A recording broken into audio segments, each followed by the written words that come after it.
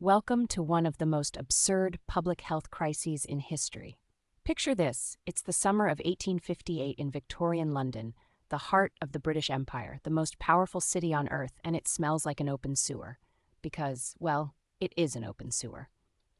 Today, we're going to explore how a 2-month heatwave, a river of human waste, and a parliament that literally couldn't meet because of the stench ended up creating one of the greatest engineering marvels of the modern world. Trust me, this story is equal parts disgusting and inspiring. So let's set the stage for what went so catastrophically wrong. London in the 1850s was the biggest city the world had ever seen. It had ballooned to over 2.5 million people, and nobody had bothered to upgrade the plumbing since, the Roman Empire. Every single flush, every chamber pot, every factory's industrial runoff, it all went straight into the Thames. The same Thames that provided most of the city's drinking water. Let that sink in for a moment. Cartoonists in the 1820s had already started calling the Thames monster soup, and they weren't exaggerating. The river was so thick with waste that some Victorians described the water as having more animated beings in a single glass than there were people on the entire planet. That line came from Sydney Smith in 1834. He was joking, but he wasn't far wrong. By the 1850s, the situation had become catastrophically worse, thanks to the flushing toilet craze. The new invention sent everything directly into the river with satisfying efficiency. And now, in the summer of 1858, the monster soup was about to boil over. Now, before we get to the big stink itself, we need to understand why Londoners were already terrified of the Thames. They'd been through 3 devastating cholera epidemics. In 1832, cholera killed over 6,500 Londoners. In 1848, it more than doubled, claiming roughly 14,000 lives. And in the 1853-54 outbreak, another 10,738 people died. Londoners genuinely believed the foul air rising from the Thames, the so-called miasma, was killing them. They had the wrong mechanism, but they weren't wrong to be scared. The river was killing them, just not through the air. Now we arrive at the main event, June 1858. Temperatures hit 94.5 degrees Fahrenheit in the shade on June 16th, the hottest day ever recorded in London up to that point. A drought struck, the Thames dropped dramatically, and suddenly those millions of tons of sewage that usually floated past were now sitting on the banks, fermenting and decomposing in the summer sun.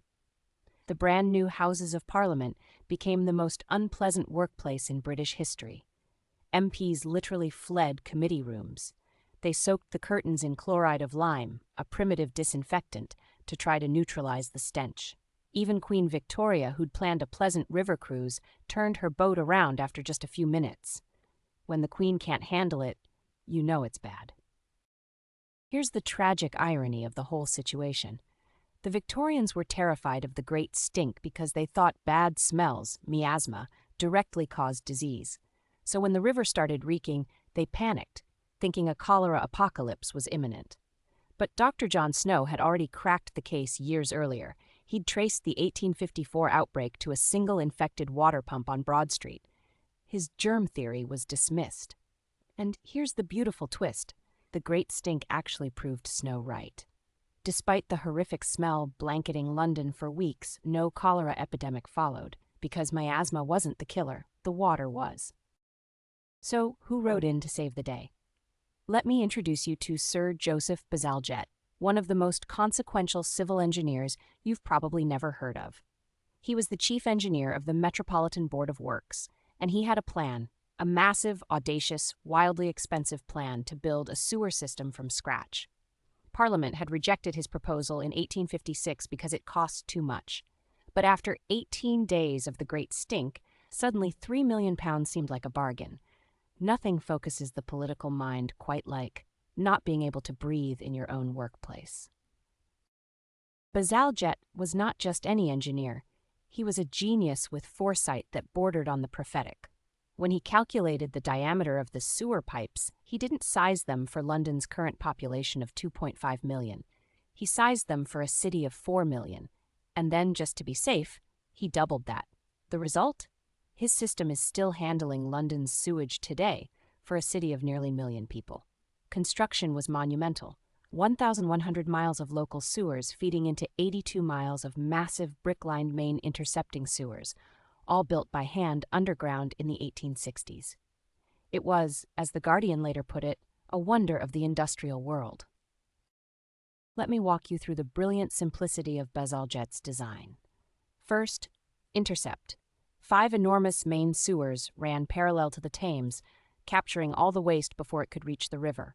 Second, divert. The sewers used gravity to carry everything eastward, away from central London. Third, pump.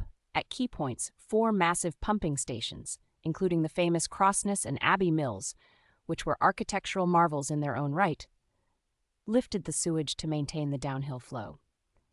Fourth, release. The waste was discharged far downstream into the Thames estuary, well beyond the city limits. And here's the part that blows my mind. This Victorian system is still the backbone of London's sewer network, 160 years later, now serving 8 million people. That is engineering. So what's the takeaway from arguably the most expensive air freshener project in human history? First, Bazalgette's sewers didn't just fix a smell, they eliminated cholera from London permanently. The disease never returned after the system was completed. Second, the project cost £3 million, funded by a 3-penny levy on every London household. Public infrastructure investment at its finest.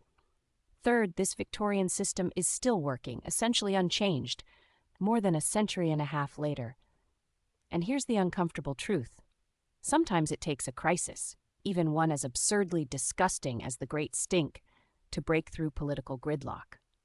The next time your city's infrastructure is falling apart and nobody's fixing it, just remember, at least your Parliament building doesn't smell like 6 feet of fermenting human waste. Probably.